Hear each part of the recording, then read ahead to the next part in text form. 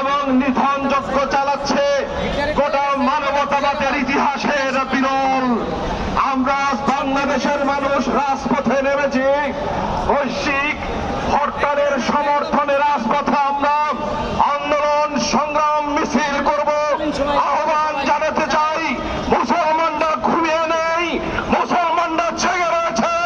যদি বাংলাদেশের সরকারের প্রধান আন্তর্জাতিক সম্পর্ক তৈরি করতে পারে, ফিলিস্তিনে যাওয়ার জন্য বাংলাদেশের কোটি কোটি যুবক রক্ত দিতে প্রস্তুত রয়েছে।